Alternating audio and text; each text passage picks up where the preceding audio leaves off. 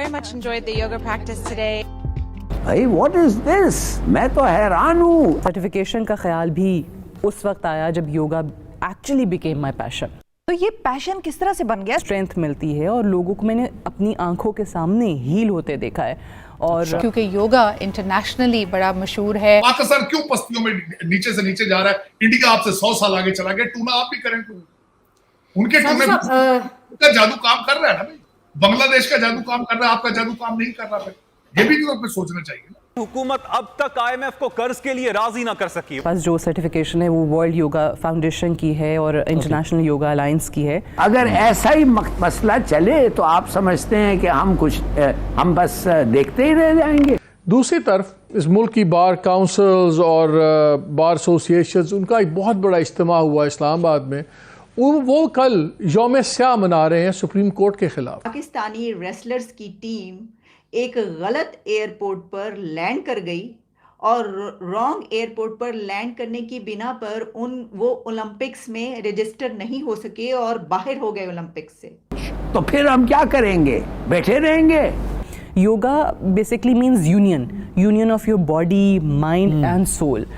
नमस्ते दोस्तों, जय हिंद। हिंदुस्तान स्पेशल में आपका स्वागत है दोस्तों। 19 से 20 अप्रैल को धर्मशाला में होने वाली G20 सम्मेलन में तकनीक और विज्ञान पर चर्चा के अलावा डेलीगेट्स योगा भी कर रहे हैं। इसके अलावा 20 अप्रैल को आयुष विभाग के सौजन्य से मेहमानों के लिए सुबह 6 बजे आयोजन स्थल पर योग सत्र बुलाया गया है। करीब पौने घंटे के लिए इस सत्र में आयुष विभाग के प्रशिक्षक डेलीगेट्स को योग करवाएंगे।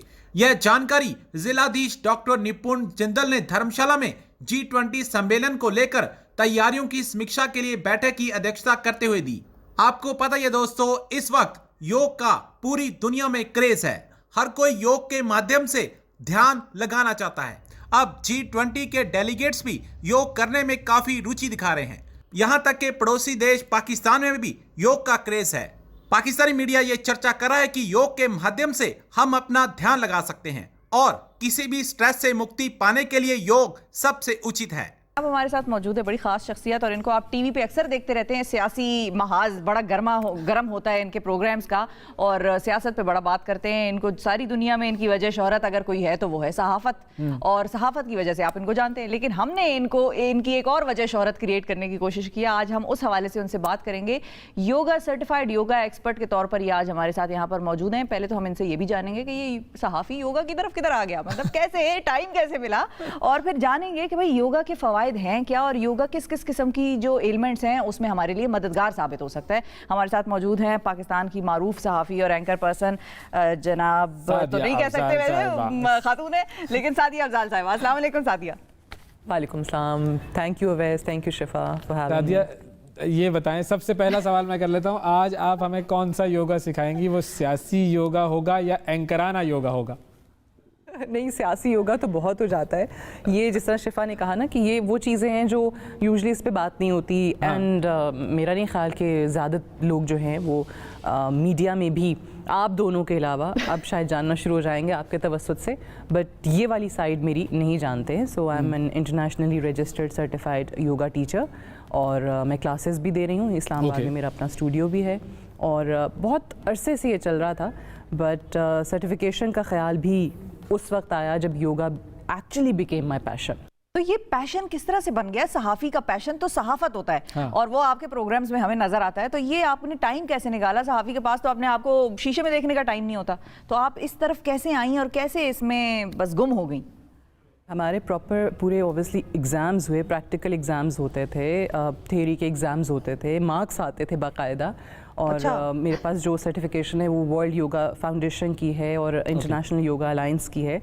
सो ये बात आपकी सही है कि यूजुअली टाइम नहीं मिलता, लेकिन टाइम निकालना पड़ता है। मेरा क्यों फोकस है और मैंने क्लासेस क्यों देना शुरू की, क्योंकि हम देखते हैं कि हमारे यहाँ सिर्फ और सिर्फ कॉन्सेप्ट जो है वो जिम जाने का है, सिर्फ वेट लॉस का है। ख़वातीन से आप बात कर लें, उनका पहला सवाल होता है कि क्या योगा से मेरा वज़न कम हो जाएगा? भाई वज़न कम करने होता है, बिल्कुल होता है, ऐसा नहीं कि नहीं होता, बट वज़न कम करने से ज़्यादा भी बहुत सारी चीज़ें हैं। Yoga basically means union of your body, mind and soul. So इसमें मेडिटेशन का एक एस्पेक्ट है, ब्रीदिंग टेक्निक्स जो हैं वो सिखाई जाती हैं।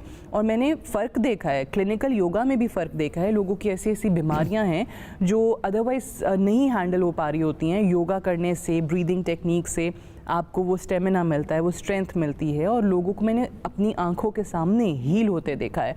और मेडिटेशन में भी आई थिंक अगर एक खातून जो है वो सुबह के वक्त या शाम के वक्त मेडिटेट करके जा रही है, आजकल कोई ऐसा नहीं है जो टेंशन से आज़ाद है, परेशानी से आज़ाद है, लेकिन हमने देखा है कि वो एनर्जी जो है वो आपको घर अपनी सेल्फ एस्टीम बढ़ाते हुए घर के इश्यूज़ जो हैं वो हैंडल करने में किस तरीके से मदद देती है।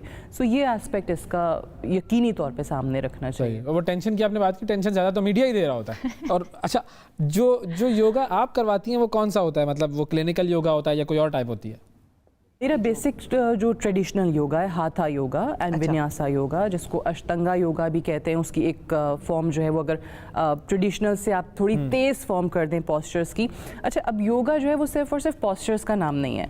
योगा की मुख्तलिफ स्टेजेस हैं। योगा में एक योगा है ऑन द मैट, एक योगा है ऑफ द मैट, कि आपको यामाज नियामाज हम उनको कहते हैं संस्कृत में। संस्कृत इसलिए क्योंकि ये बेसिकली योगा जो है शुरू हुआ था इंडस सिविलाइजेशन के दिनों में, और जो अभी मोहनजोदारो और हड़प्पा है, 5000 साल पहले यहाँ इसको प्रैक्टिस किया जाता था। और ये कॉन्सेप्ट साइकोलॉजी के कॉन्सेप्ट से भी बहुत पहले आया था।